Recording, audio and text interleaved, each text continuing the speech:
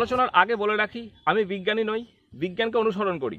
চলুন দেখা যাক বিশেষজ্ঞরা কি বলছেন এই পানীয় জল বাঁচাও সম্পর্কে। যেহেতু বিষয়টি অনেক বড় বিষয়, আপনাদের সংক্ষেপে বোঝাবার জন্য পৃথিবীর এই পুরো জলটিকে আমি 4 ভাগে ভাগ করেছি। 1. সমুদ্রের জল, 2. নদী, নালা, খাল, বিল, হ্রদ ইত্যাদির জল, 3. ভূগর্ভস্থ জল এবং 4. গোটা পৃথিবী জুড়ে এবং পাহাড়ের চূড়ায় জল যে জমে বরফ আকারে রয়েছে সেই জল। এটি পানীয় জল বাঁচাও নিয়ে দ্বিতীয় ভিডিও। প্রথম পর্বে আলোচনা করেছি সমুদ্রের লবণাক্ত জল নিয়ে। আগের ভিডিও দেখলে জানতে পারবেন এই সমুদ্রের জলে লবণ কে মেশালো সেই নিয়ে। ডেসক্রিপশন বক্সে আগের ভিডিওর লিঙ্ক দেওয়া রয়েছে, আপনারা চাইলে সেখানে গিয়ে পরে দেখে নিতে পারেন। ফিরে আসি মূল বিষয়ে। প্রশ্ন ছিল পৃথিবীতে পানীয় জলের পরিমাণ কতটুকু? জানলে চমকে উঠবেন। পৃথিবীর এই যে 3% জল, সেই 3% জলের মধ্যে মাত্র 3%-এর কিছু কম জল হচ্ছে পানীয় জল। কি বিশ্বাস হলো?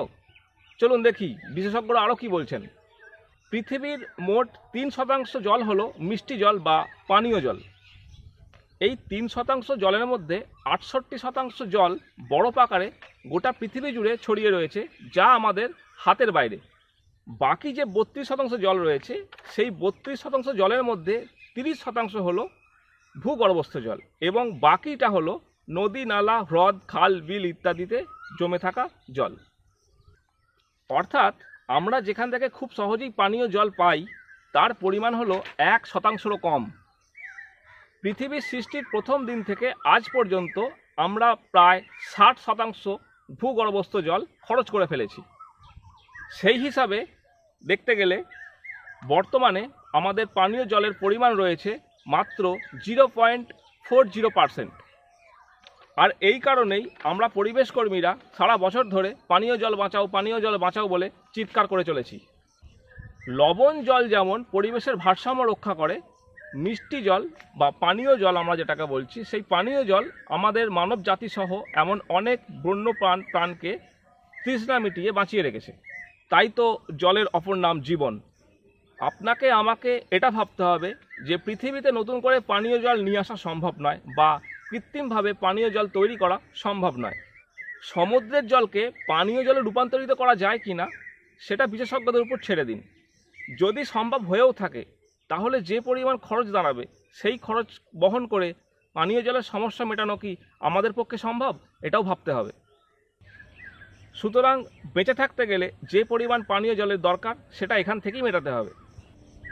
আর একটা গুরুত্বপূর্ণ ভাবার বিষয় হলো, বিশেষজ্ঞরা বলছেন প্রত্যেক 20 বছর অন্তর পানীয় জলের যে চাহিদা সেটা দ্বিগুণ হচ্ছে।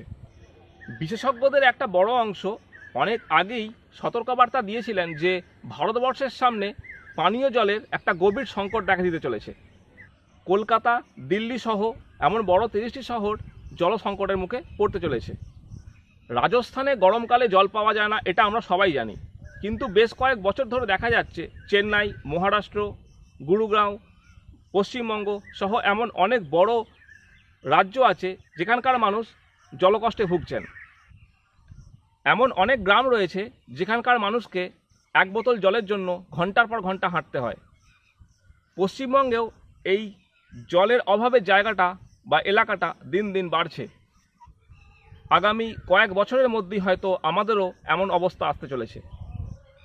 যদি কেউ ভেবে থাকেন আপনার এলাকায় কিছু হবে না, তাহলে আপনাদের বলে রাখি, আপনার কলে কখন যে কালো জল চলে আসবে বা একটা সময়ের পর জল আসাই বন্ধ হয়ে যাবে আপনি নিজেও জানেন না।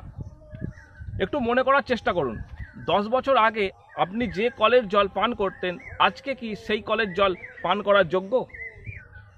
জল ছাড়া পৃথিবীতে প্রাণের অস্তিত্ব টিকে থাকা সম্ভব নয়। প্রতিদিনই আমরা বিভিন্ন কাজে এই জল ব্যবহার করে থাকি। প্রধান যে কারণে ব্যবহার করি আমরা জল, সেটি হলো পানীয় জল পান করার জন্য। এছাড়া বাসন মাজা, কাপড় কাচা, রান্নাবান্না করা, ঘর ধোয়া, ঘর মোছা সহ অনেক কাজ আছে যেখানে আমরা এই পানীয় জল ব্যবহার করে থাকি। কিন্তু বর্তমান সময়ে প্রধান সমস্যা হয়ে দাঁড়িয়েছে এই পানীয় জল বা জল দূষণ। কোনো টিভি চ্যানেল এই ধরনের সচেতনতামূলক বার্তা দেয় না, তাই আপনি নিজে সচেতন হন এবং অন্যকে সচেতন করুন। সময় খুব কম, পানীয় জল বাঁচান। স্নান করতে গিয়ে ঘন্টার পর ঘন্টা শাওয়ার চালিয়ে দাঁড়িয়ে থাকবেন না। স্নান করার জন্য 1 বালতি জলই যথেষ্ট। আমি নিজেও 1 বালতি জলের মাধ্যমেই স্নান করি। হ্যাঁ, কখনো কখনো 2 বালতি লাগে। গাড়ি ধোয়া, বাসন মাজা, কাপড় কাচা, ঘর মোছা বা বাথরুমে পানীয় জল অপচয় বন্ধ করুন। সাবমার্শালের ট্যাঙ্ক ভর্তি হয়ে প্রতিদিন প্রচুর পরিমাণে জল অপচয় হচ্ছে। সাবমার্শালের সেই ট্যাঙ্কে অটোকাট সিস্টেমের মাধ্যমে এই জল অপচয় বন্ধ করা সম্ভব। গোটা পৃথিবী জুড়ে ফ্যাক্টরি এবং চাষবাসের কাজে প্রচুর পরিমাণে জল দরকার হয়, আর সেই জল ম্যাক্সিমাম সময় দেখা যায় যে ভূগর্ভস্থ জল দিয়েই সেই চাহিদা মেটানো হচ্ছে। সরকারকে অনুরোধ করছি, এই সকল বিষয়ে বৃষ্টির জল ধরে সেটাকে কাজে লাগাবার জন্য ব্যবস্থা নিন। প্লাস্টিক বা পলিথিনের জন্য নদী, নালা, খাল, বিল, পুকুর, এমনকি সমুদ্রে জল দূষণ হচ্ছে। নির্বিচারে গাছ কাটা, বনভূমি ধ্বংসের ফলে জলবায়ু পরিবর্তন ঘটছে। ফলে বিশ্ব উষ্ণায়ন হচ্ছে, যার কারণে হিমবাহ গলছে। এর ফলে হঠাৎ বৃষ্টি হচ্ছে, যার কারণে বন্যা হচ্ছে, আর এই বন্যার জন্য পানীয় জল দূষণ হচ্ছে। আর এর জন্য আমাদের সবাইকে সচেতন হতে হবে।